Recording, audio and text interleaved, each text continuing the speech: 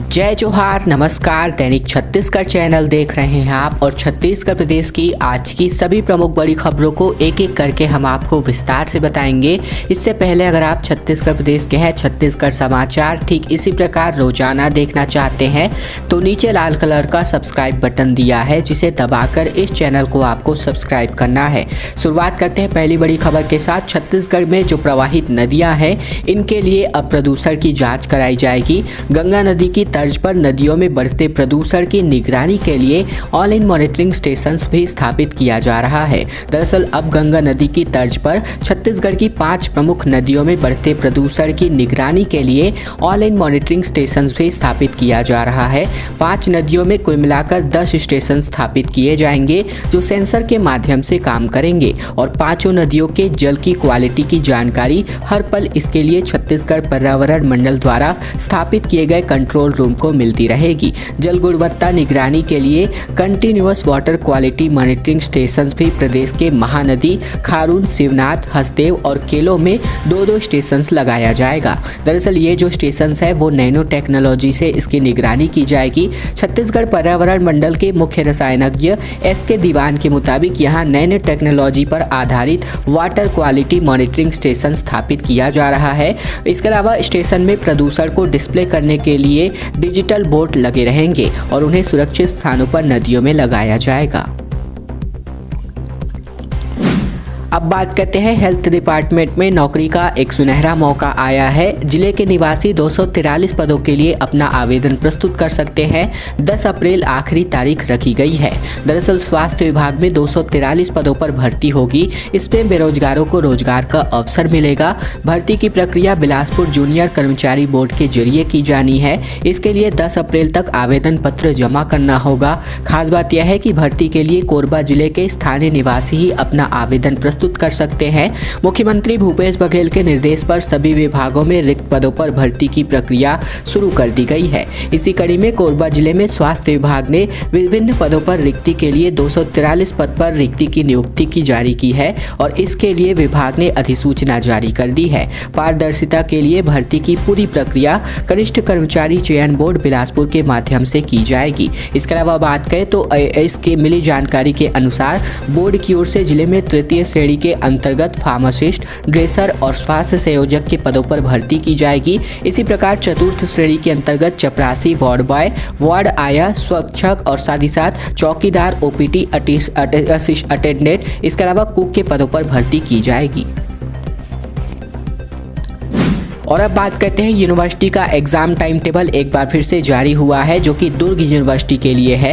1 से लेकर के 23 अप्रैल तक ऑफलाइन होंगी PG प्राइवेट की परीक्षाएं, जबकि BSc की परीक्षाएं 23 अप्रैल से प्रायोजित की जानी है। दरअसल हेमचंद यादव दुर्ग यूनिवर्सिटी ने अपने यहाँ प्राइवेट PG परीक्षाओं को लेकर टाइम टेबल जारी कर दिया है। विश्वविद्यालय के परीक्षक उप कुल सचिव डॉक्टर राजमणि पटेल ने बताया कि प्राइवेट PG की परीक्षाएं 1 अप्रैल से शुरू होंगी, जबकि सभी पेपर ऑफलाइन पद्धति से ही 23 अप्रैल 2022 तक होंगे। वहीं BSc प्रथम, द्वितीय व तृतीय सत्र की नियमित एवं प्राइवेट की परीक्षाएं 18 अप्रैल से 6 जून तक आयोजित की जाएंगी। इसके लिए एग्जाम का टाइम टेबल भी जारी कर दिया गया है।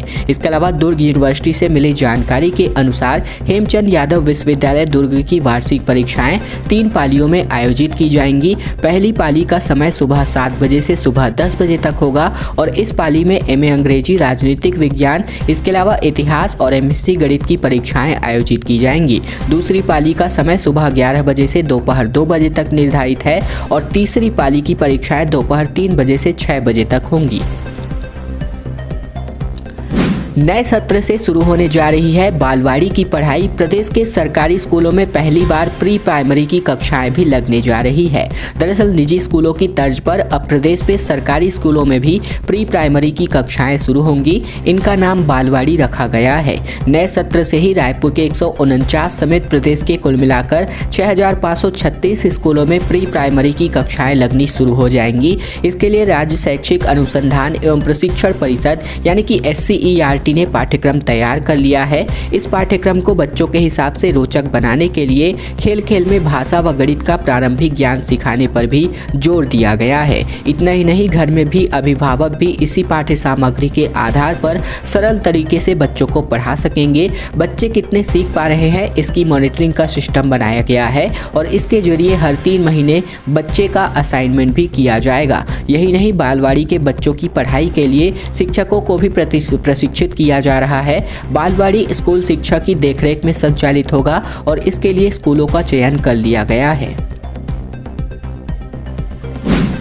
एक भीषण सड़क हादसा सामने आ रहा है जिसमें महिलाओं और बच्चों से भरे ट्रैक्टर को ट्रक ने मारी टक्कर। 6 महिलाओं की मौके पर ही मौत हो गई जबकि 14 गंभीर इलाज के लिए रायपुर भेजे गए हैं। दरअसल बात करें गरियाबंद जिले से बड़ी खबर है, जहां पर कोदो हरदी के पास नेशनल हाईवे पर एक भीषण सड़क हादसा हो गया।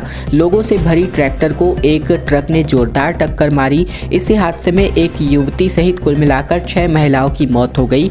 मृतक सभी लोग एक ही परिवार के बताए गए हैं। हादसे मृतकों का आंकड़ा बढ़ सकता है। इसके अलावा 20 से ज्यादा लोग घायल बताए जा रहे हैं और इनमें से 14 लोगों को ज्यादा चोट है जिन्हें रायपुर रेफर किया गया है। अन्य लोगों का उपचार गरियाबंद जिला अस्पताल में चल रहा है। घायलों में भी ज्यादातर महिलाएं और बच्चे शामिल है। इसके अलावा मिली जानकारी के अनुसार ग्राम मजरकट्टा के पूर्व सरपंच दुष्यंत ध्रुव के रिश्तेदार ग्राम जोया मोहलाई में छठी कार्यक्रम था, जिसमें शामिल होने के लिए परिवार के सदस्य सहित दूसरे लोग भी पहुंचे हुए थे और वहां से तकरीबन 40 लोग एक ट्रैक्टर ट्रॉली में सवार होकर देर शाम लौट रहे थे, तब यह हादसा हो गया। आयोग नहीं बता पाया ताड़ मेटला कांड का सच। आदिवासियों के 250 घरों को जला दिया गया था और किसने जलाए यह पता नहीं लगा पाया आयोग। सीबीआई पर यहां पर छोड़ दिया गया है। मुख्यमंत्री भूपेश बघेल ने को ताड़ मेटला न्यायिक जांच आयोग की रिपोर्ट विधानसभा में पेश की। इस रिपोर्ट में आयोग ने यह तो बताया है कि सुकमा जिले के ताड़ मेटला, मोरपल्ली और तिम्मापुरम गाँवों में आदिवासियों के 250 घरों को जला दिया गया था, लेकिन घरों को किसने जलाया यह 11 साल की जांच के बाद भी न्यायमूर्ति टीपी शर्मा का आयोग नहीं बता पाया है। अब उन्होंने स्थिति स्पष्ट करने के बाद सीबीआई जांच के नतीजों पर डाल दिया है। विधानसभा में पेश की गई आयोग की रिपोर्ट बताती है कि 11 मार्च 2011 को मोरपल्ली गांव में पुलिस, सीआरपीएफ और कोबरा बटालियन के साथ साथ नक्सली भी मौजूद थे और वहां पुलिस की नक्सलियों के साथ मुठभेड़ हुई। मोरपल्ली गांव में 31 मकानों का जलाना बताया गया, जिसकी वजह से ग्रामीणों को नुकसान हुआ। मकान पुलिस ने जलाए या नक्सलियों ने, यह तथ्यात्मक रूप से प्रमाणित नहीं हुआ। और इस सीरीज के दूसरे गांव तिम्मापुरम में 13 मार्च 2011 को पुलिस और नक्सलियों के बीच मुठभेड़ हुई और यह मुठभेड़ इतनी तीव्र थी कि पुलिस बल के पास गोला बारूद तक खत्म हो गए थे। हेलीकॉप्टर से कोबरा बटालियन और सीआरपीएफ को वहां उतारा गया और इस मुठभेड़ में 3 पुलिसकर्मी भी शहीद हुए और एक अज्ञात नक्सली मारा गया था। इसके अलावा बात करें तो कुल मिलाकर के 160 मकान को वापस से 16 मार्च को जला दिया गया था। यानी कि कुल मिलाकर के बात करें तो 250 से भी ज्यादा घरों को जला दिया गया था, जिसकी रिपोर्ट मांगी गई थी विधानसभा में और इस जांच रिपोर्ट में 11 साल बाद भी अब भी कोई खुलासा नहीं हो पाया है। 58 कांग्रेसी भाजपा में हुए शामिल। बीजेपी प्रदेश प्रभारी बोली कि 4 राज्यों के चुनाव परिणाम ने कार्यकर्ताओं को उत्साहित किया, अब छत्तीसगढ़ में जीत की बारी है। दरअसल भाजपा की छत्तीसगढ़ प्रदेश प्रभारी डी पुरेंद्रेश्वरी संगठन को मजबूती देने के लिए इन दिनों बस्तर में ही डेरा जमाए हुए हैं। उन्होंने डी पुरेंद्रेश्वरी जो है बीते दिन बीजापुर पहुंची। यहाँ पर पूर्व नगर पंचायत उपाध्यक्ष एवं महामंत्री लव कुमार नायडू, व्यापारी संघ के अध्यक्ष समेत 58 कांग्रेसी कार्यकर्ताओं ने डी पुरेंद्रेश्वरी के सामने भाजपा का दामन थामा। भाजपा प्रभारी ने सभी का स्वागत किया। 58 कांग्रेसियों के भाजपा में शामिल होने की वजह से कांग्रेस को एक बड़ा झटका लगा है। डी पुरेंद्रेश्वरी ने कहा कि यह भाजपा के प्रति लोगों में विश्वास है, इसीलिए छत्तीसगढ़ में कांग्रेस की सरकार होने के बाद भी कांग्रेस के कार्यकर्ता भाजपा का दामन थामे हैं। इसके अलावा भाजपा प्रभारी ने मीडिया से बातचीत की। उन्होंने कहा कि 4 राज्यों के चुनाव परिणाम से कार्यकर्ता उत्साहित है, जनता का आशीर्वाद भाजपा को मिल रहा है। केवाईसी सपोर्ट और टीम वीवर ऐप के माध्यम से ऑनलाइन फ्रॉड का एक नया मामला सामने आ रहा है। ऐसे में 8वीं पास ने छत्तीसगढ़ मध्य प्रदेश में लाखों रुपए ठगे, बोला 5 सालों से इस धंधे में हूं। दरअसल छत्तीसगढ़ की रायगढ़ पुलिस ने ठगों के हब कहे जाने वाले झारखंड के जामताड़ा से एक साहित्य चोर को गिरफ्तार किया है। पकड़ा गया आरोपी महज 8वीं पास है, लेकिन रायगढ़, रायपुर, कोरबा, दुर्ग सहित उसने मध्य प्रदेश में भी लोगों से केवाईसी अपडेट कराने के नाम पर ऑनलाइन लाखों रुपए ठगे हैं। पुलिस ने उसके पास से 20,000 और 800 रुपए महज बरामद किए हैं। साथ ही साथ 2 मोबाइल भी जब्त किए गए हैं। फिलहाल उससे पूछताछ जारी है। कार्यवाही पुसौर थाना पुलिस ने की है।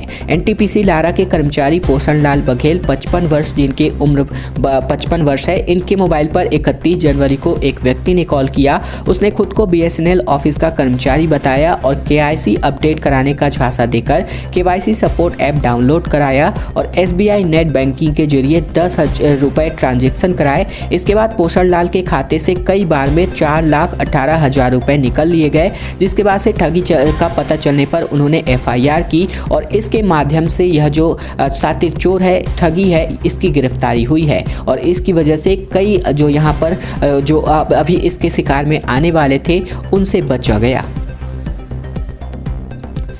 हाथियों ने गर्भवती महिला सहित 2 महिलाओं को मार दिया और ऐसे में रायगढ़ की बस्तियों में हाथियों ने उत्पात मचाया। घर को छोड़कर के लोग भाग गए। इधर सरगुजा बॉर्डर से लगे इलाकों में भी हाथियों का डेरा समा हुआ है। दरअसल छत्तीसगढ़ के सरगुजा से लगे रायगढ़ के धर्मजयगढ़ में हाथियों ने बुधवार देर रात जमकर उत्पात मचाया। 2 अलग अलग बस्तियों में घुसे हाथियों के दल ने एक गर्भवती महिला को पटक कर मार डाला, तो वहीं दूसरी बस्ती में एक वृद्धा को कुचल दिया। हाथियों के से लोग घर छोड़कर भाग निकले। घटना कापू वनांचल के आदिवासी इलाके की है। बताया जा रहा है कि हाथियों ने सरगुजा बॉर्डर से लगे इलाकों में कई दिनों से डेरा डाल रखा है। जानकारी के मुताबिक चिखला पानी निवासी इंजोरी बाई 70 वर्ष, जो कि पत्नी सुखीराम 70 रोज की तरह जो है तकरीबन 10 बजे खाना खाने के बाद परिजनों के साथ सो रही थी। तभी 3-4 की संख्या में हाथी घर में घुस आए और तोड़फोड़ शुरू कर दी और इस हिसाब से बात करें तो 2 लोगों की मौत हो गई है इन हाथियों के हमले में। विधानसभा में सरकार के घोषणा पत्र पर तीखी बहस का मामला सामने आ रहा है। बीजेपी विधायकों का मितानिनों की प्रोत्साहन राशि और नर्सों की भर्ती पर हंगामा हुआ। नाराज विपक्ष का वॉकआउट सामने आया। दरअसल छत्तीसगढ़ विधानसभा में विभिन्न मुद्दे को लेकर सरकार और विपक्ष के बीच बहस लगातार जारी है। बीते दिन भी भाजपा विधायकों ने सरकार को चुनावी घोषणा पत्र पर घेरा। मितानिनों की प्रोत्साहन राशि और नर्सों की भर्ती के सवाल पर खूब हंगामा मचाया गया। इधर नाराज भाजपा विधायकों ने सदन से वॉकआउट कर गए। प्रश्नकाल शुरू होते ही भाजपा विधायकों ने कांग्रेस के चुनावी घोषणा पत्र का मामला उठाया। उन्होंने कहा कि सरकार द्वारा आत्मसात जन घोषणा पत्र में मितानिनों के संबंध में क्या घोषणाएं की गई थी, उनमें से कितनी पूरी हुई। स्वास्थ्य मंत्री की अनुपस्थिति में जवाब दे रहे थे वन मंत्री मोहम्मद अकबर ने बताया कि मितानिनों को कमीशन के अतिरिक्त 5,000 रुपए महीना मानदेय की घोषणा की गई थी। और अब बात अंत में शराब में कोरोना टैक्स का मामला हाईकोर्ट पहुंच गया। पूर्व मंत्री अजय चंद्राकर ने लगाई है जनहित याचिका। अगले सप्ताह चीफ जस्टिस की डिवीजन बेंच में इसकी सुनवाई होगी। दरअसल बात करें छत्तीसगढ़ में कोरोना काल की शुरुआत से ही लगभग शराब में 10% कोरोना टैक्स लगाया गया है। अब इस मामले को लेकर पूर्व मंत्री अजय चंद्राकर ने हाईकोर्ट में एक जनहित याचिका दायर की है। याचिका को डिवीजन बेंच 2 ने अगले 2 सप्ताह के लिए चीफ जस्टिस डिवीजन बेंच के लिए रेफर किया है। श्री चंद्राकर ने याचिका शराब लग रहे 10% कोरोना टैक्स को लेकर दायर की है। ऐसे में याचिका में कहा गया है कि शराब में लगे टैक्स से करोड़ों रुपए जमा हुए हैं और इस टैक्स का पैसा कोरोना अधोसंरचना यानी कि सेस में नहीं लगाया गया। सबसे जरूरी स्वास्थ्य विभाग को भी पैसे नहीं दिए गए, जबकि इस वक्त उन्हें सबसे ज्यादा टैक्स लिया गया है। दोस्तों, आज की खबरों का सिलसिला बस यहीं तक का था। वीडियो अगर आपको पसंद आए तो इस वीडियो के नीचे लाइक बटन है, जिसे दबाकर इस वीडियो को आपको बहुत ही छोटा सा लाइक कर देना है। नीचे लाल कलर का सब्सक्राइब बटन भी दिया है, जिसे दबाकर इस चैनल को आपको सब्सक्राइब करना है, ताकि प्रतिदिन की महत्वपूर्ण खबरें छत्तीसगढ़ समाचार रोजाना आप तक पहुंचाई जा सके।